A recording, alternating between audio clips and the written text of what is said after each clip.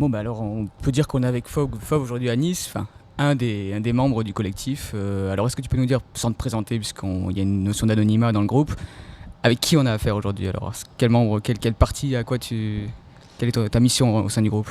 Pas mal, comme tout le monde, on fait tous pas mal de choses différentes.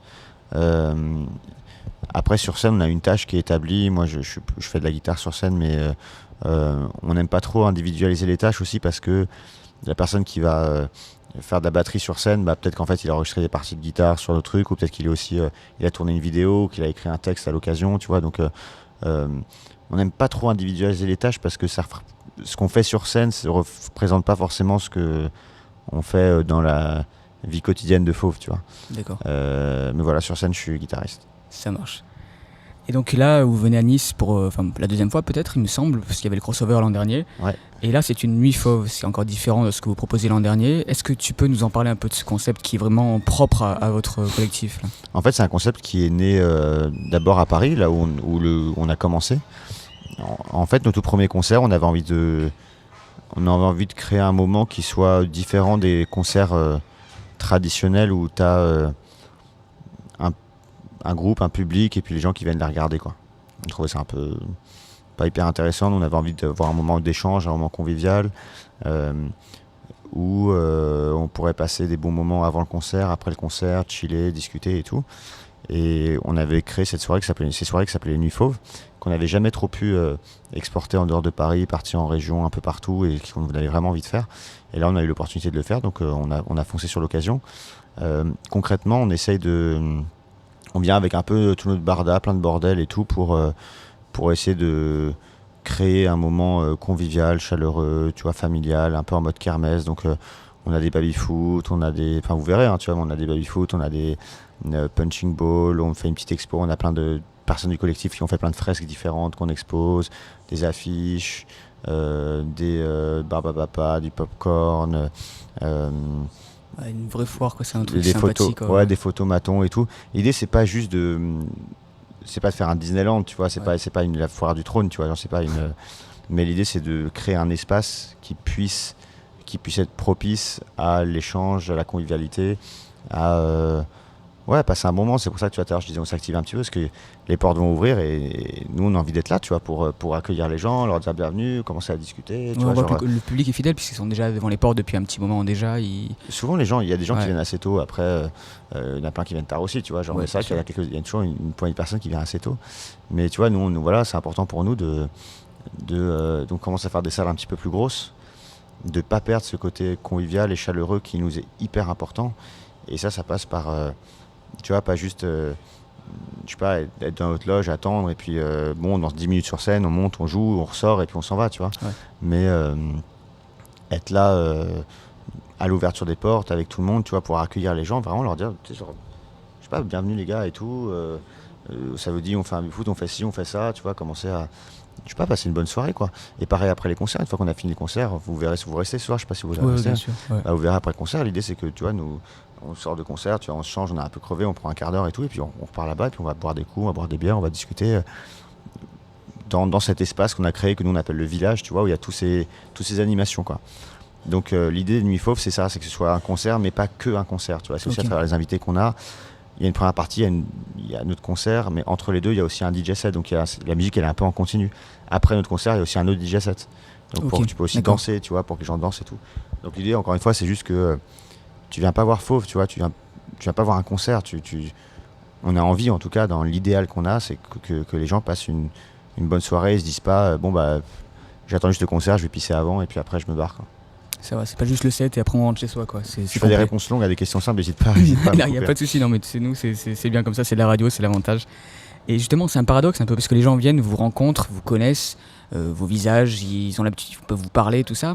Et paradoxalement, on ne vous voit pas sur les plateaux télé, on ne vous voit pas faire cette promo. Est-ce que c'est un souhait justement ou alors montrer que ce qui se passe là en IRL avec les gens, c'est vrai, et il y a ce paradoxe médiatique qui est un peu du faux. Comment ça se fait qu'on ne vous voit pas sur les plateaux plus que ça? C'est un désir du collectif ou... À l'origine, la discrétion, c'est une nécessité pour pouvoir continuer à appréhender Fauve comme un exutoire. D'accord. Concrètement, tu vois, c'est comme les personnes qui vont aller sur des forums sur Internet, poser des questions un petit peu embarrassantes parce qu'ils ont des soucis, tu vois, genre perso, Tout à fait, santé et ou autre. Ouais. qui le font parce qu'ils sont anonymes dans ces cas-là, tu vois, parce que personne les voit physiquement. Bah nous c'est un peu ça, tu vois, genre quand on parle de nos vies et qu'on parle de choses hyper impudiques, transparentes, hyper intimes, parfois embarrassantes, tu vois, ou gênantes, bah on peut on se sent à l'aise avec ça parce qu'on met pas nos gueules en gros en face, tu vois, et que on a une certaine discrétion par rapport à ça, une certaine pudeur, quoi. Donc la pudeur physique nous permet d'être un peu plus impudique dans ce qu'on écrit. Donc c'est comme ça que ça a été créé, cette discrétion, voire anonymat. Euh, Après, paradoxalement, par rapport à ce que tu dis avec le vrai, du faux, de la promo et tout, Ouais. c'est pas tant ça, c'est juste que ce besoin de rester discret, il est possible que si on évite de s'exposer physiquement dans des médias, tu vois. Et à l'inverse, c'est ça qui est intéressant. Tout ça, c'est des choses qu'on n'avait pas anticipées parce qu'on n'avait pas prévu que Fauve genre reçoive je sais pas, une résonance, un écho comme ça. Tu vois, on pensait que ça sortirait pas trop de nos chambres. Mais il y a un truc que ça permet, c'est qu'en vrai, pouvoir traîner comme on va le faire ce soir avant le concert, après le concert et tout, c'est possible justement parce qu'on est discret, tu vois. Donc finalement, être plus discret nous permet d'être beaucoup plus accessible. Proche, aussi, ouais, tout à Parce fait. que, tu vois, genre, évidemment, le mec est beaucoup plus gros que nous, beaucoup plus important que nous, mais tu vois, quand je vois un mec comme Stromae ou une meuf comme Christiane de Queens, où ils ont leur tête en gros sur leur pochette d'album, c'est eux, tu vois, on voit ça. eux dans tous les clips, c'est eux, c'est genre le gros La plan, moindre tu vois, sortie genre, dans je sais la pas quoi et rue, tout. Ouais, mais je pense que, au-delà de la rue, tu vois, genre, je pense que leur propre concert, après les concerts, bon, bah, ils peuvent pas partager un bon moment, tu vois. Et nous quand on est avant les concerts, après les concerts, en train de discuter avec les gens, il n'y a pas ce rapport de ouah et tout. On n'est pas intimidant, tu vois, parce qu'on ne s'est pas exposé. On est juste, les gens ils viennent nous voir et ils nous disent ah bah, la plupart du temps ils nous disent ah bah c'était cool, j'ai passé un bon moment, ou parfois le son était un peu moyen, ils pouvaient faire mieux, mais tu vois, on discute, tu vois, c'est Ouais, cool et tout tout. à fait, ouais. Mais il n'y a pas ce truc de, tu vois, genre complètement intimidé et tout, parce qu'il n'y a pas de culte de la personnalité au sens limite stalinien du terme, tu vois, genre les affiches, les photos, les mises en scène et tout. Et encore une fois, c'est pas un truc qu'on a réfléchi comme ça, tu vois, c'est fait un peu spontanément, mais d'être plus discret nous permet en fait d'être beaucoup plus accessible, quoi.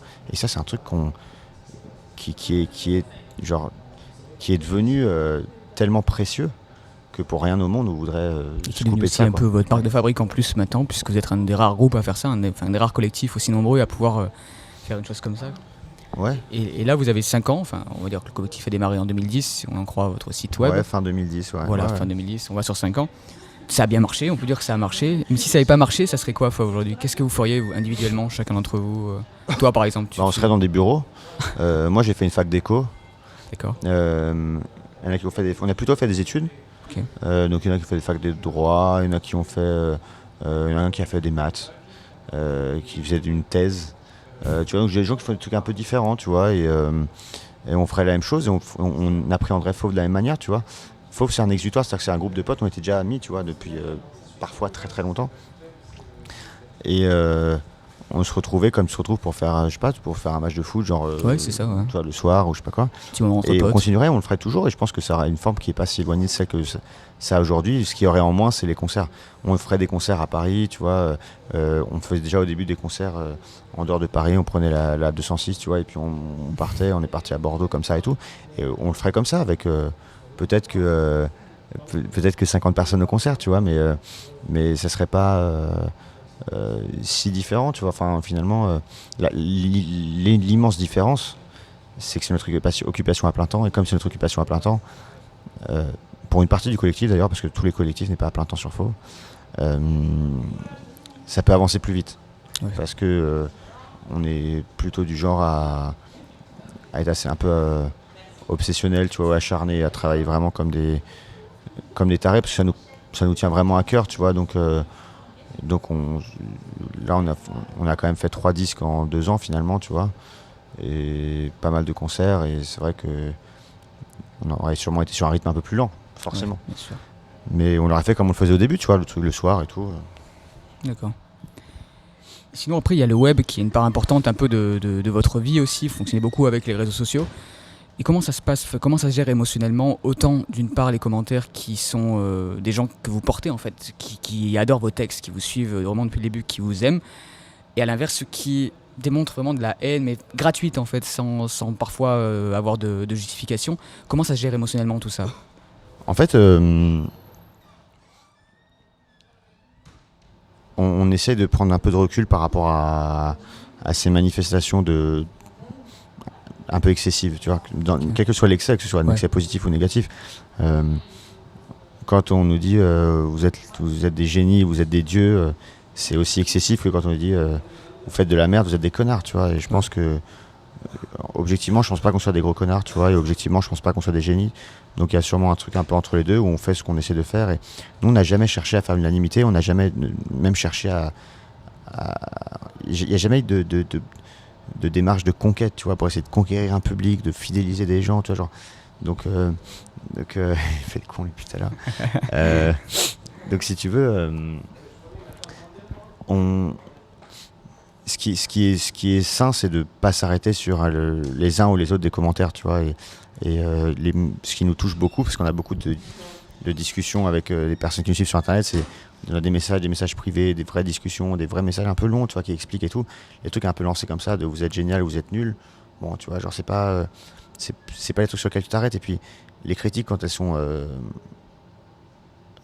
tu vois, assez négatives, que ce soit des haters un peu genre sur Internet, etc. Non, ou parfois même ça peut être une critique d'un média ou d'un truc, tu vois, l'interview méchante. Ouais. Ben, on a ce truc quand même en fait, on n'a pas le temps de s'arrêter dessus parce que on est sur un rythme qui est tellement soutenu. Nous, on n'a pas de manager et on n'a pas de label. On a un tourneur qui nous aide. On n'a pas de manager, on n'a pas de label. Donc en vrai, on a beaucoup de taf, tu vois. Ouais. On a fait et puis on s'impose des délais pour essayer d'être assez dense, assez généreux dans ce qu'on fait.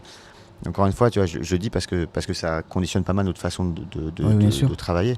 Mais le fait d'avoir fait, tu vois, même en 18 mois, c'est même pas 2 ans, tu vois, en moins de 2 ans, on a fait genre nos 3 disques, on a fait 170 concerts. En plus, on a dû faire une dizaine de clips, on va les tourner nous-mêmes, tu vois, etc. Et tout.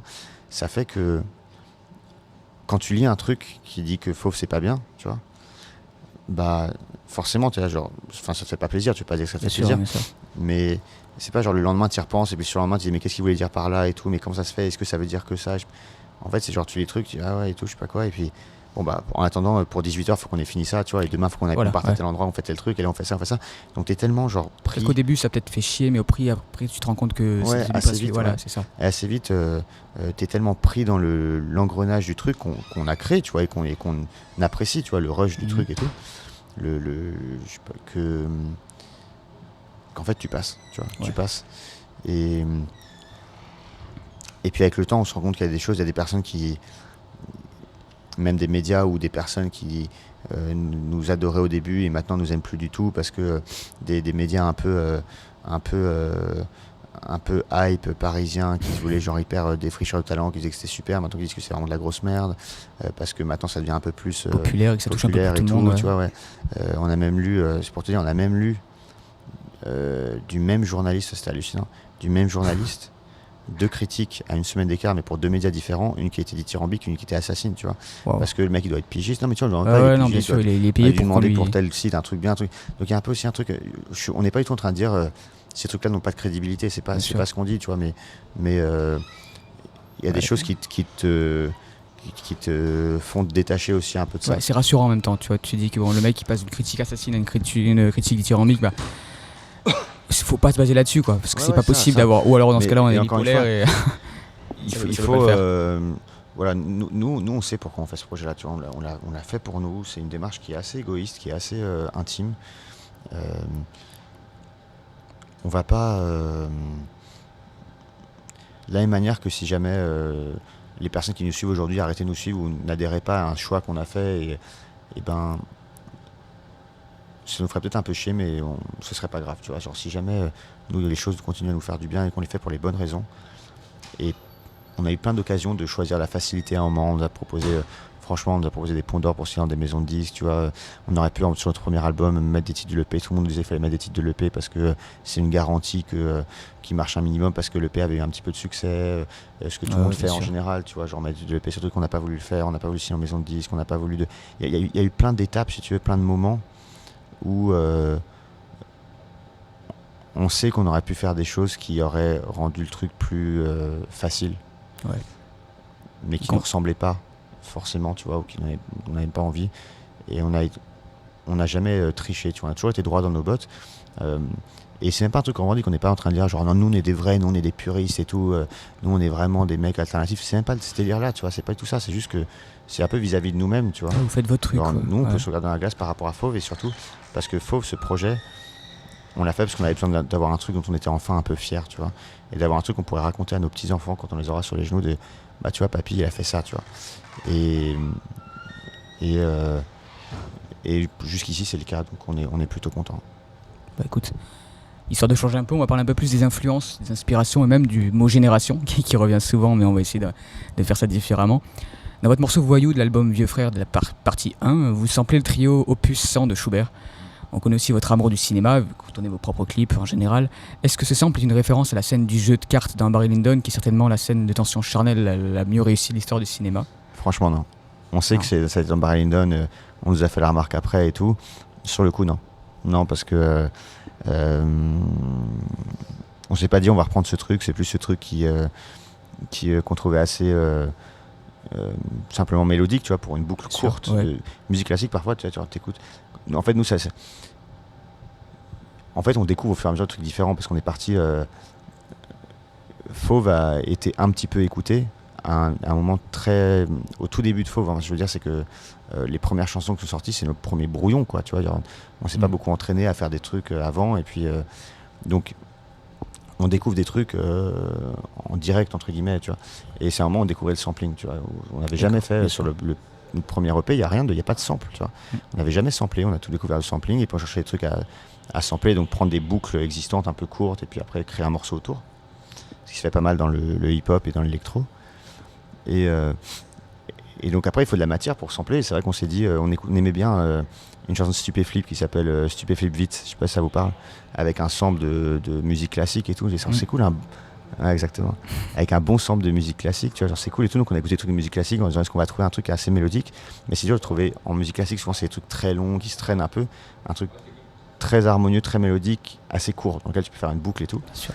Et on est tombé sur celui-ci, et puis après on s'est rendu compte plus tard, tu vois, que c'était ces trucs de Barry Lyndon, parce qu'on nous a fait la remarque une fois qu'on avait déjà fini. Puis vos textes en plus, on pourrait imaginer qu'il y a une référence, puisque vous parlez souvent de cet amour charnel, de ce genre de choses. Mais en vrai non, c'est pas du tout, c'est clair. Et encore une fois, sur le coup on se dit ah putain c'est vrai et tout, mais on n'avait pas fait gaffe.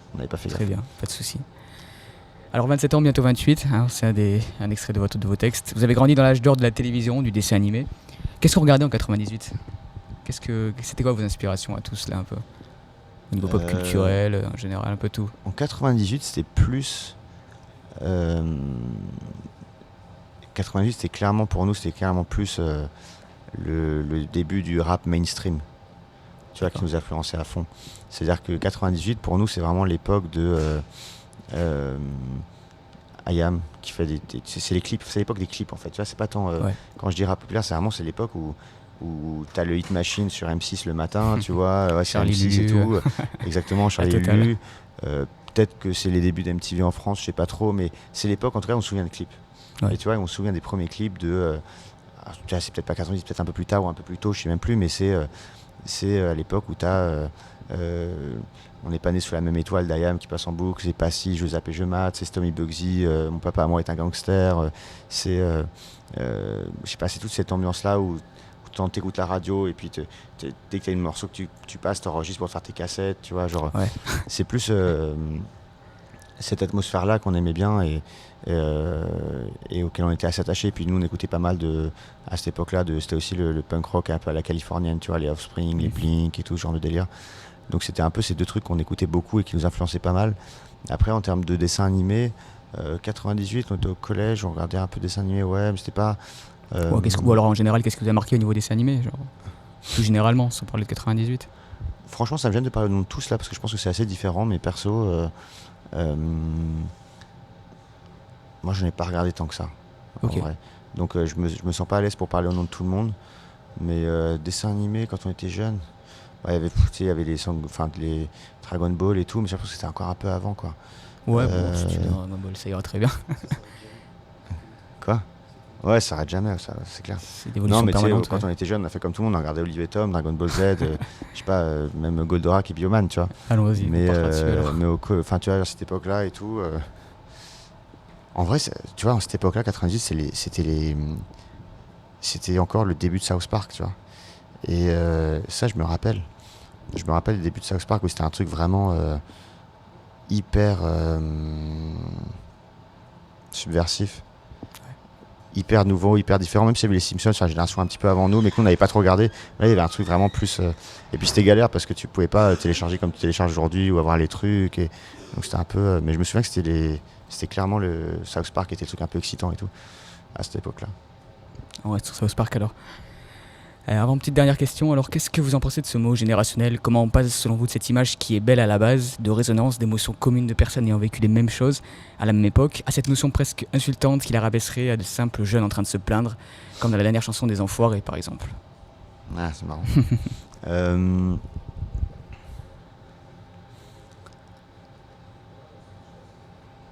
euh, Qu'est-ce que ça implique pour vous générationnel? Parce que dans les interviews on voit que c'est pas tellement le mot qui vous plaît puisque vous Bah non, on voulez se rend pas... compte avec le temps que. On se rend compte que c'est pas tant la génération qui fait le caractère d'un individu ou d'une personne, mais plus certaines des valeurs, tu vois. Et on se rend compte avec le temps. Nous, on commence à doucement approcher de la trentaine, tu vois. J'ai 27 ans, bientôt 28, tu vois, on est dans ces eaux-là. Et on se trouve des atomes crochus avec des amis de nos parents qui vont avoir 50, 60 ans, tu vois. Et on va vraiment se comprendre. Il va y avoir un truc euh, de d'avoir l'impression d'avoir une vision des choses et des gens et de la vie qui est assez similaire et de comprendre des décisions, des choix un peu différemment et parfois être surpris par un petit cousin qui a 13 ans mais qui a une façon de voir les choses que t'es hyper admiratif mais t'adhères à fond, tu vois.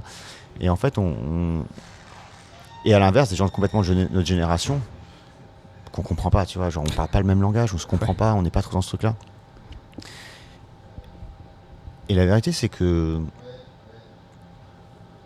on est amené à être confronté, quand on est d'une même génération, à un cadre socio-politique, culturel qui est le même, tu vois. Bon, en ce moment, bah, tu vois, c'est la crise, c'est le chômage, c'est plutôt la mondialisation d'un point de vue culturel, etc. et tout, même d'un point de vue, je sais pas, capitaliste, tu vois, je sais pas trop comment dire.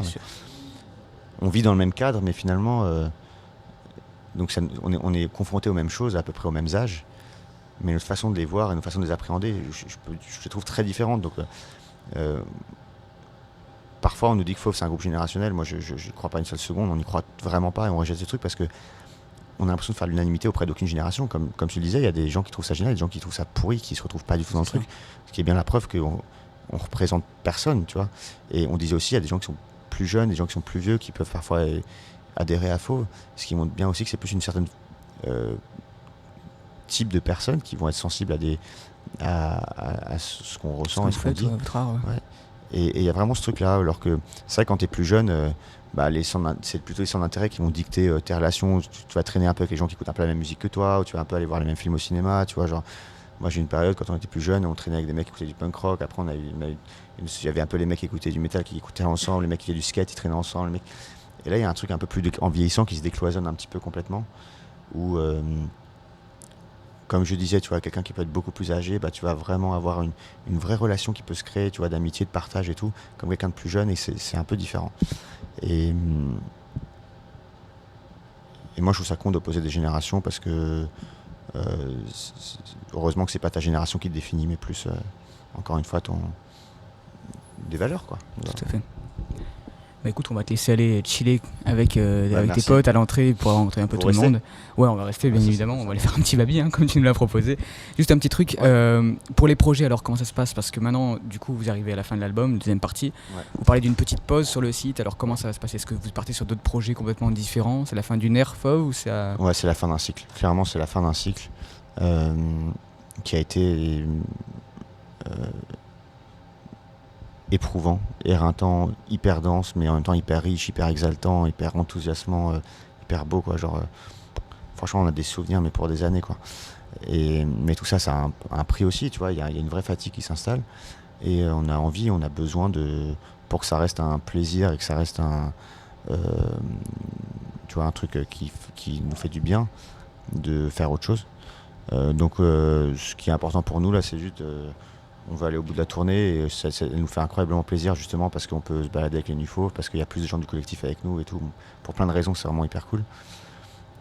Mais à la fin, on sait qu'on a envie de faire autre chose, on sait pas quoi, mais on a envie de pas y penser. Donc la vérité, c'est que, enfin, tu vois, si je savais ce qu'on allait faire, je vous le dirais, mais c'était pas une question piège, c'est juste pour non, on a prévu de pas prévoir, bien, tu vois, genre on a prévu de se dire, on va faire des festivals. Donc là, on fait notre tournée jusqu'au mois de mai, grosso modo, avril-mai. Après, on va faire des festivals, parce que ça, on adore ça. Parce que quand on est en festival, on se sent autant festivalier qu'artiste, et c'est hyper cool, parce qu'on a plein de concerts de groupes qu'on kiffe. Et Ayam au Franco l'année dernière, mais on a vu les Falls, certains d'entre nous adorent. On a vu un nombre de trucs. La collab, la collaboration, ça vous plairait pas non plus? Ça vous a déjà été proposé ou... Le problème, c'est que c'est particulier, vous êtes un ensemble. On a l'impression de pas travailler de la même manière vraiment que... tu vois, genre, trouver un artiste, faire une collab et dire genre, ok, bah, viens dans ma piole, tu vois, ils ont souvent dans des studios, tu vois, genre des trucs. Et puis il y a un truc aussi, c'est que nous, quand on travaille, il y a un truc de confession, de confidence, on parle de choses vraiment très personnelles et tout, et on a besoin d'être avec des personnes qu'on connaît autour de nous et dans une situation de confiance, avec des gens très proches. Bien sûr. Et dès qu'il y a quelqu'un dans la salle qui est... même si c'est Christiane de Queens, tu vois, quelqu'un qui est assez cool ou qui est assez... Enfin, tu vois, genre... pour lequel on peut avoir de beaucoup de respect, tu vois, pour un ça, artistique, etc. C'est un peu genre... on se connaît pas, donc c'est bizarre, nous on a un peu du mal, on a besoin d'être hyper à l'aise pour se livrer. Donc c'est pas un truc qu'on imagine vraiment pour l'instant, mais... Partir sur autre chose. Et donc voilà, donc on a besoin de prendre du temps pour faire autre chose, et puis ça fait des années qu'on s'est mis tous un peu au service de Fauve en disant genre on fait ce qui est bien pour le projet, parce que ça nous fait du bien, parce qu'on est content de le faire, parce qu'on vit un truc de ouf, parce que l'aventure est belle. Mais à un moment, il faut aussi se poser, et à titre individuel, tu vois, plus se dire, ok, tu vois, genre Fauve, j'avais pas vu comme un métier, comme une vie à plein temps, tu vois, genre, qu'est-ce que ça m'apporte, qu'est-ce que ça m'apporte pas, qu'est-ce qui me rend heureux, de quoi j'ai envie dans ma vie, c'est quoi la suite pour moi, tu vois, et puis se dire, ok, est-ce qu'on a envie de continuer ou pas, quoi. Donc on verra, et peut-être qu'on fera rien, et peut-être qu'on fera des trucs, on n'a pas envie de... La vérité, c'est qu'on aurait très bien pu dire, bon, bah, c'est le dernier album d'un tournée, après on arrête tout. Mais on n'a pas envie parce qu'on a envie d'arrêter, là, pour l'instant, d'arrêter tout pendant un moment, tu vois. Après, on n'a pas du tout envie de s'interdire de revenir et de faire un truc, parce qu'à un moment, on aura besoin, que ça nous fera du bien. Donc, on dit la vérité qui est, on arrive à la fin d'un cycle, il va y avoir un moment où il n'y aura rien, et on ne sait pas si on va refaire un truc ou pas. Nous, on se verra toujours en tant que potes. On a toujours fait... on s'entend genre trop bien, tu vois, et on a eu 10 000 projets avant Fauve, on pense qu'on en aura 10 000 après ce sera pas forcément Fauve, tu vois, donc peut-être qu'on va créer un site, et donc je sais pas quoi, ou... À voir, tellement d'influences, tellement de gens différents, que tout peut arriver au final. Ouais, exactement. Ouais. Et c'est ça qui est le plus beau. Créer un club de foot, je sais pas, tu vois. Non, pourquoi pas. Écoutez, on fera un partenariat avec J'aime pas l'actu, on fera des matchs entre nous. Ouais, voilà, vous n'hésiterez pas à venir dans le sud, on fera un tournoi. On vous mettra une race. Pourquoi pas, on verra ça. Bon, bah, on te dit merci, et puis merci allez, beaucoup, profiter les gars. un peu avec tout le monde, et puis merci encore, à bientôt, Merci. et bon concert. À bientôt. Bon chill, ciao. Ciao.